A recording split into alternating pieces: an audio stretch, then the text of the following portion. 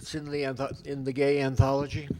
And to put it into context, I wrote it 2 years ago, and I started writing it when I was in Peru, South America, in Cusco and Machu Picchu and places around there. And it's called. I have to read it because and it turned out really long. And it's called God Veracocha and the Stone Giants. God Veracocha is one of the many gods who created this world. God Veracocha is good-looking, sun-tanned, medium height, almost beardless, rosy cheeks, strong brow, and an incredibly beautiful face. His eyes are a hook with a shining kindness, radiating a wonderful sexual warmth. His voice has a deep, attractive resonance. He is wearing white cloth tied around the waist with gold brocade and a red mantle on his left shoulder. He can be fiercely wrathful and a nightmare, shy and deeply loving. His mind is the most incredibly brilliant and being with a great pleasure. We are on the middle floor of a 3-storied palace called the Copper-Colored Mountain. I am visiting him, and we are sitting together on cushions covered with colorful, finely woven textiles of flowers, plants, and vegetables in a square room with stone walls made with a special technique by the architects and builders, which use a thick acid paste to soften and melt the rock surfaces, fitting the stones together seamlessly, which harden, remaining separate, perfectly joined. The walls are covered with sheets of delicately embossed gold, soundless, repetitive flutes, ceramics of feathered anthropomorphic shapes, and voiceless wisdom. God Veracocha is telling me this story, which happened a very long time ago, before our history began. God Veracocha came to earth, which was a very beautiful place, and he was enjoying himself surrounded by his retinue when he saw that nobody lived here. There were no people. God Veracocha got the great idea, make people, create people from stone. Inspired by the soaring, majestic mountains, he made stone giants, 50 feet tall, some 60 feet.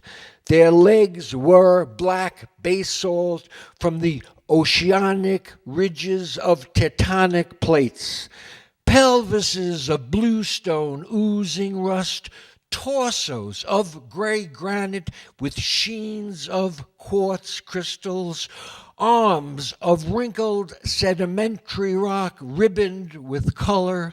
Their heads were boulders that had rolled around since the Ice Age. Their teeth were pointed peaks sharp as knives, eyes of sapphire with diamond pupils. God Veracocha breathed into the stones, and they came to life.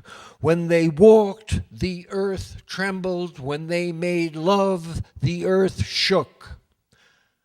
God Veracocha, after all this work and a job well done, was tired and exhausted and departed for one of his glorious heaven worlds to relax, take it easy, and have some substanceless bliss.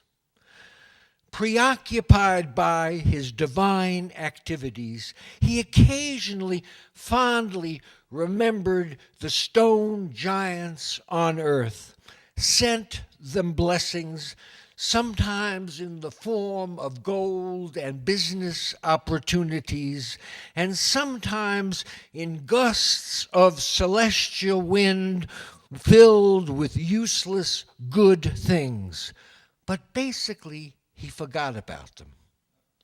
After about 500 years, God Viracocha went back to Earth, curious to see what was happening with the stone giants. It was a disaster. The stone giant people were always fighting, had invented all sorts of weapons, and were continuously at war with each other.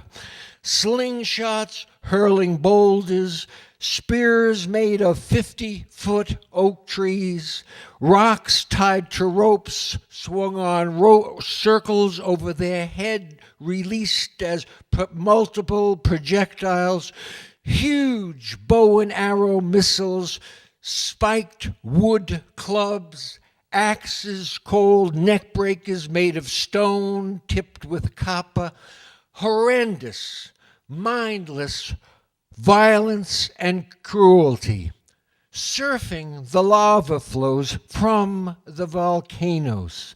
The stone giants crawled around on broken limbs, screaming with pain. The earth was scorched and scarred with craters, a wasteland. God Viracocha was very depressed and started crying, sat down on the ground and cried and cried and cried, weeping big, fat tears. The very worst had happened. He had made a big mistake. He had given them emotions, but forgot to give them a soul, forgot to put love, wisdom, and compassion in their consciousnesses. God Viracocha stood up, put on the gold crown with the red feather headdress, and got furious. He raised his arms with the gold star-headed spear, and his mantle, which was sewn with feathers, burst into flame and surrounded him with fire. Strikes of lightning and thunder set off earthquakes and volcanic eruptions and nuclear explosions, melting the eternal snow and ice in the highlands. Torrential rain poured down relentlessly.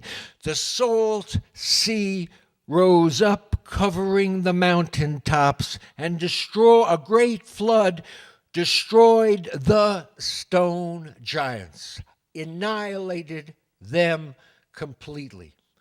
Triumphs and disasters.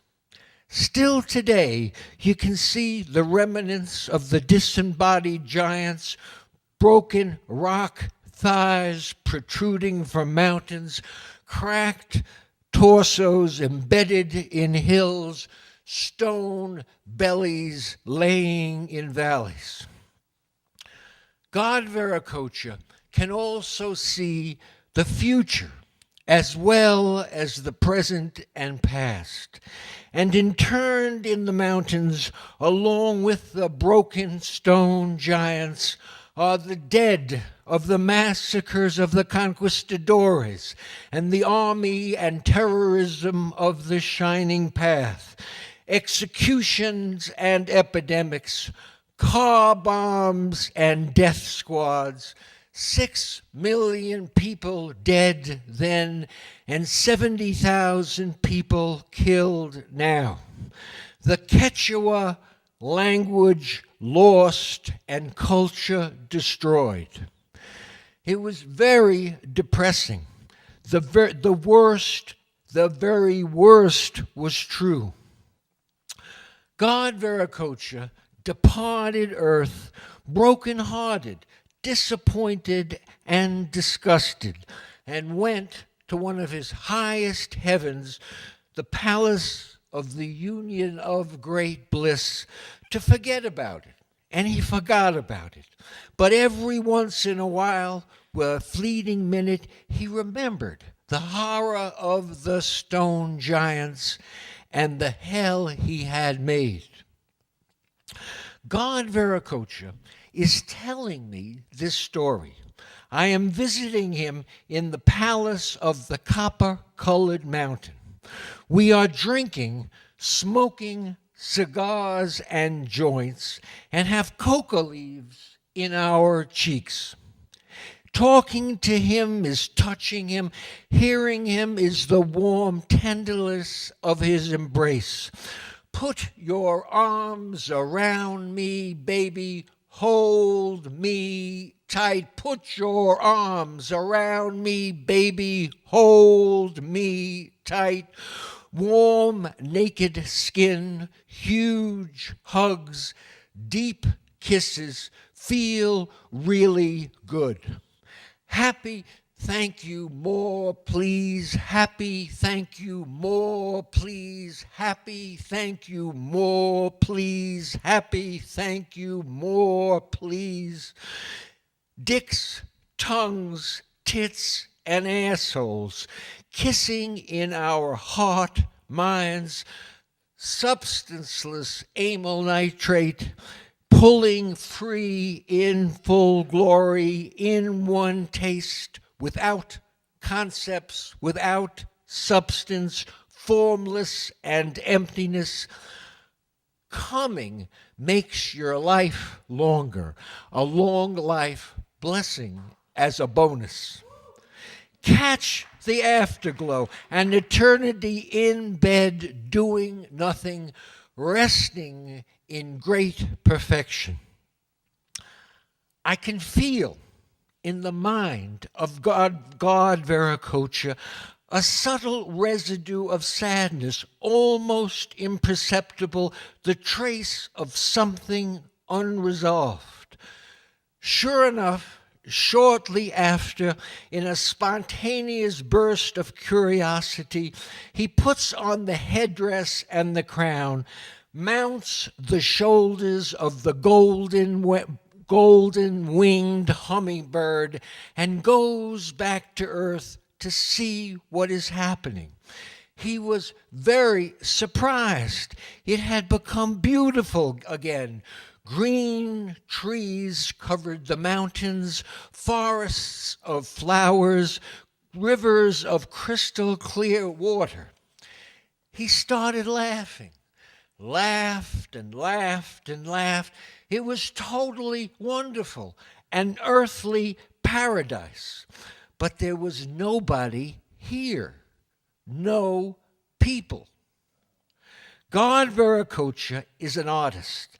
Besides liking to work with stone, he also likes sculpting with mud. He was taught by his father, Padmasambhava. He sat down by the lake and started playing with the soft, wet clay, working it quickly, making little fingers, creating small people, splashing them with water, working the clay with his fingers, making men and women in different color clays, some skinny, some plump, some tall, some short, shaped their cheekbones, eyes, and lips. He painted on each the clothes they wear. God Veracocha lovingly made the Quechua people. God Veracocha lovingly created the ethnic diversity of the Quechua people. He held them in his hands, laughed and laughed and laughed, and put each in their own unique place of origin. He blew his breath into them. Wind of light went into each, becoming blood and bones, muscle and skin, created consciousnesses from his heart center radiating beams of blue light, he made their minds into a mirror image of his own primordially empty wisdom mind. God Viracocha then went into the labor-intensive job of inventing their different languages and the qualities that suited each. He showed them which plants to eat and which were poisonous, and named the plants. He taught them to sing, make music, and poems. He explained how to recognize their local gods and spirits, and build houses for them called sacred places, and how to invite the gods and spirits to come and enjoy themselves. And being pragmatic, how to appease them with blood suffering. God Viracocha is inherent in everything. He comes sometimes when needed as a shaman, appearing as a crazy man in poor clothes, and gives them teachings, creating chaos when there's too much complacency, making peace when there's too much disorder, creating chaos when there's too much complacency, making peace when there's too much disorder, creating chaos when there's too much complacency, making peace when there's too much disorder, trying to show them their true empty, true nature of mind. God Viracocha was very happy. This time he had done it perfectly, and he departed in the western direction for the palace of the copper-colored mountain. A short time later, which is a long time in God world time, God Viracocha had a strong feeling about making beings from stone. He was an artist and liked working with stone. He went back to the lake and made new stone giants with all the magnificence of the old stone giants, making them more beautiful, awesome, taught strength in granite carved by glaciers, blue stone draped with moss and mottled with lichen. He gave them all the qualities of the humans, but he refined their intellectual capability, gave them a relaxed enjoyment of all phenomena, and high degrees of realization of the empty nature of mind. God Viracocha also knew, fortunately, that humans and the new stone giants could not successfully inhabit the same world. It was trouble. God Viracocha magically transported the new stone giants to an underground world of caves and crystal springs, an underground world where they stay today, hibernating safely as hidden treasures waiting their turn.